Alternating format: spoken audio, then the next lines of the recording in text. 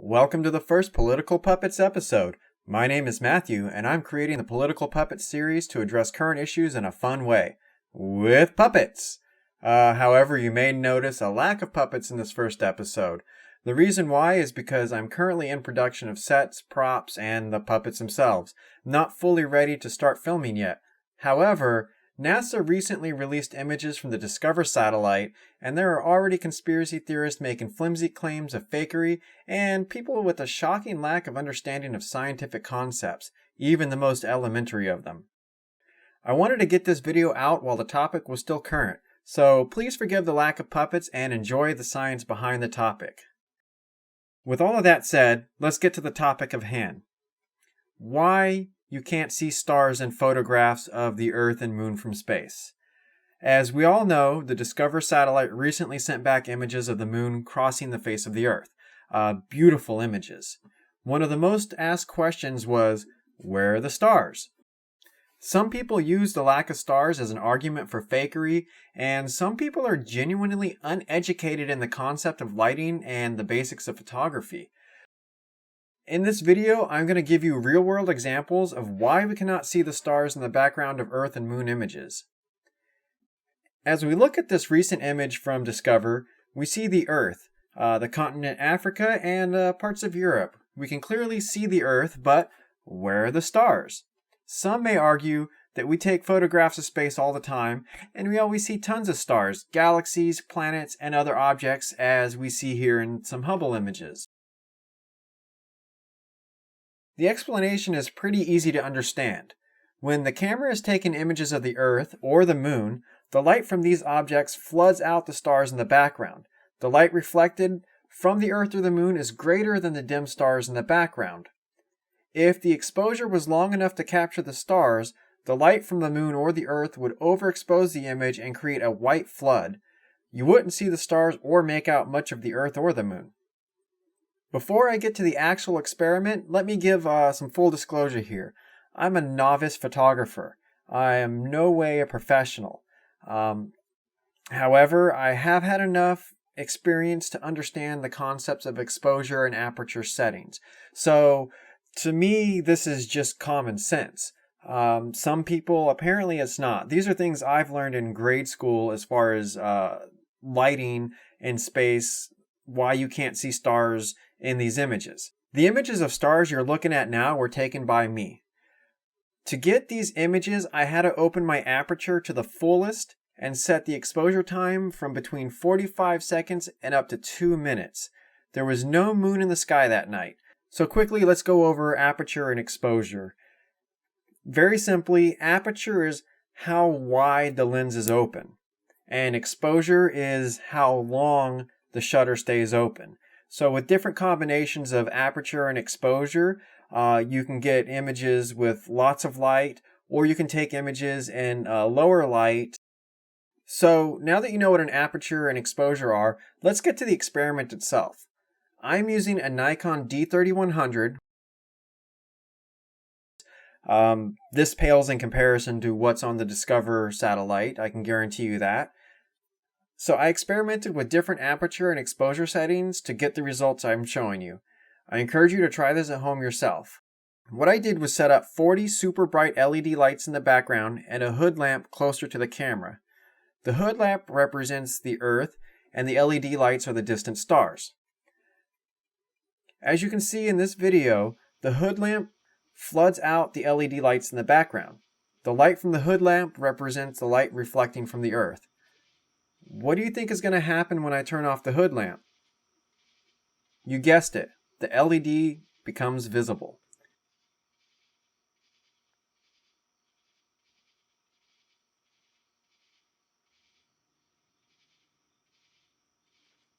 Let's take a look at that again. Hood lamp on, no stars. Hood lamp off, stars appear. So this is very simple and very easily demonstrated right here. So I want to show you a few times so you can kind of let this concept sink in.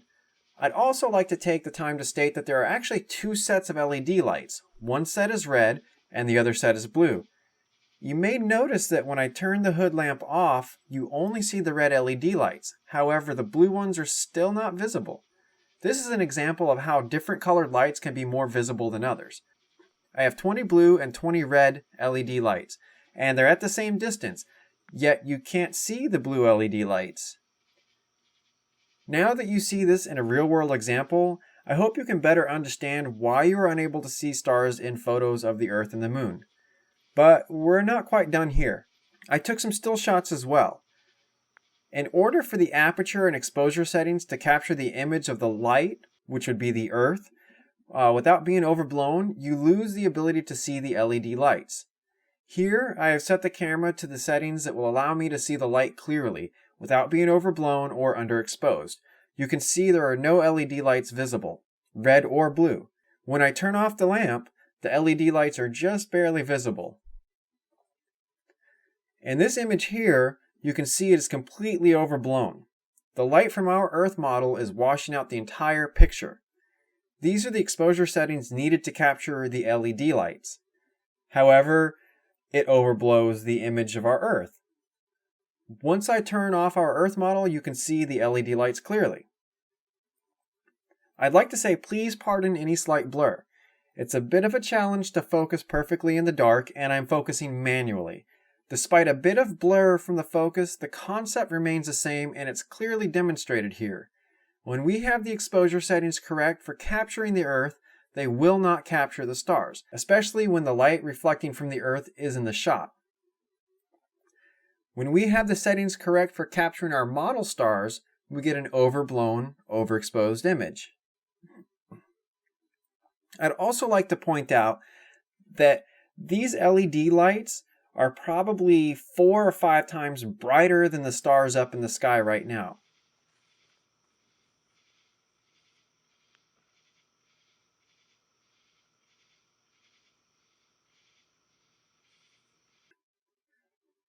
So you're saying NASA could capture images of both the Earth and the background stars, just not in the same exposure. Yes, that's true. They could capture an image of the Earth, wait for the Earth to move from view, then capture the stars. They would then have to combine the two images to make a composite image.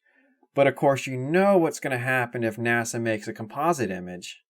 They'd be flooded with claims of conspiracy and film fakery. Even with common sense explanations of the process, they would still have critics throwing out unsubstantiated claims of fakery and manipulation.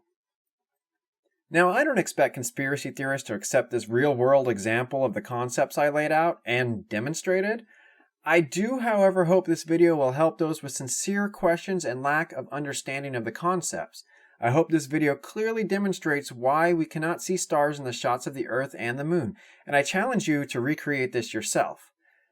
Bill Nye, a childhood hero of mine, has stated many times that the lack of scientific education in our country is a huge detriment to our society, and he is absolutely correct. These are simple concepts that children should know and understand in grade school. I really hope this clarifies the issue for those that are truly inquisitive. For the conspiracy theorists, well, I hope you see common sense in real-world applications conducted in my backyard and reevaluate your thinking. If this doesn't change your view, I don't think you can be saved from your religion.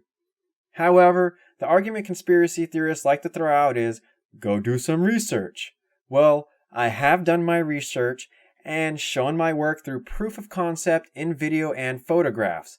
So I ask you, what do you have besides unsubstantiated claims that you can't prove? With all of that, I'd like to thank you for watching my first Political Puppets video. If you like what you see, please subscribe. I hope I can serve to enlighten, educate, and maybe even entertain you a little bit. In the next video, I will be talking about the shot of the Moon in front of the Earth from the Discover satellite 1,000,000 miles away. If you like what you see here, please check that out, and thanks for watching.